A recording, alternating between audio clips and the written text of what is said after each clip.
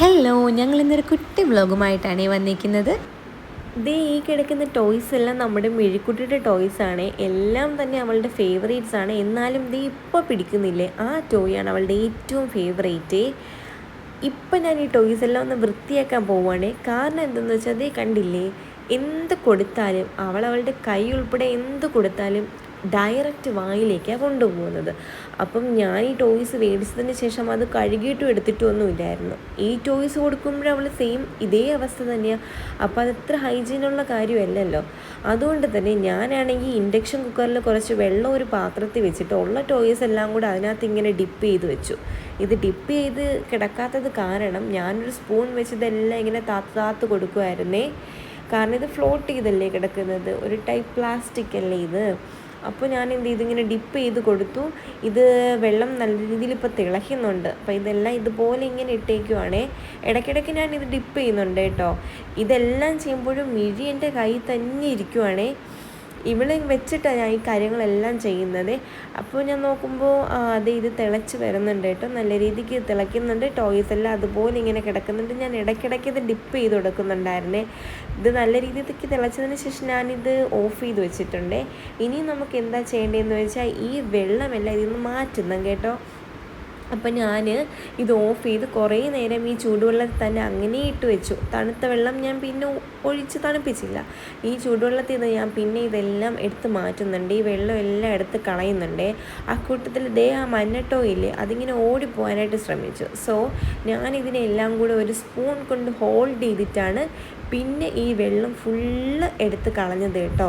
അതിലെ വെള്ളം ഫുള്ള് ഞാൻ എടുത്ത് കളഞ്ഞിട്ടുണ്ട്. ഇനി നമുക്ക് ചെയ്യേണ്ടത് എന്താണെന്ന് വെച്ചാൽ, ഇതിൽ കുറച്ച് വെള്ളം കൂടെ നിൽക്കുന്നുണ്ട്. അത് നമുക്കൊരു വെള്ള തുണി വിരിച്ചിട്ട് അതിലേക്ക് സ്പ്രെഡ് ചെയ്ത് ഇങ്ങനെ വെക്കാമേ.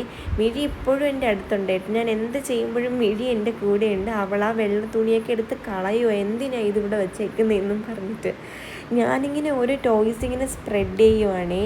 കാരണം കുറച്ച് വെള്ളത്തിൻ്റെ അംശം കൂടെ അതിനകത്തുനിന്ന് പോകാനുണ്ട്. ഞാനിങ്ങനെ നോക്കുമ്പോഴേ എന്താ സംഭവം എന്നറിയാവോ, ആ സ്റ്റാറിൽ കണ്ടോ, അതിൻ്റെ ഉള്ളിലേക്കുള്ള വെള്ളം അത്രയും കയറി. നേരത്തെ ഈ സ്റ്റാറിൽ ഇത് കിട്ടുമ്പോൾ ഇതിനകത്ത് വെള്ളമൊന്നും ഇല്ലായിരുന്നു കേട്ടോ.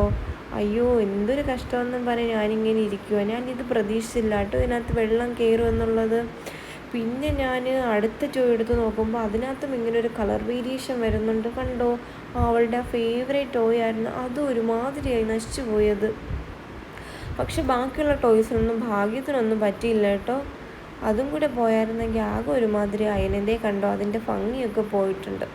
അവൾക്ക് ഞാനതെടുത്ത് വെച്ച് കൊടുത്തേ. അവളതുപോലെ കണ്ടോ, ഞാൻ പറഞ്ഞതുപോലെ തന്നെ അവളത് ഡയറക്റ്റ് വായ്ക്കുള്ളിലേക്ക് തന്നെ കൊണ്ടുപോയിട്ടുണ്ട്. ഈ ടോയ്സൊക്കെ ഇല്ലേ, ഇതെനിക്ക് തോന്നുന്നു അവർക്കൊരു സൂത്തിങ് എഫക്റ്റിന് വേണ്ടിയിട്ടുള്ള ടോയ്സാണ്. എന്ന് വെച്ചാൽ അവർക്ക് ഈ പല്ല് തരിപ്പൊക്കെ ഉണ്ടാവാൻ നേരം നമ്മളിങ്ങനെ കടിക്കാനായിട്ട് കൊടുക്കത്തില്ലേ, ആ ടൈപ്പ് ടോയാണ് അവളുടെ കയ്യിൽ ഇപ്പോൾ ഇരിക്കുന്നത്.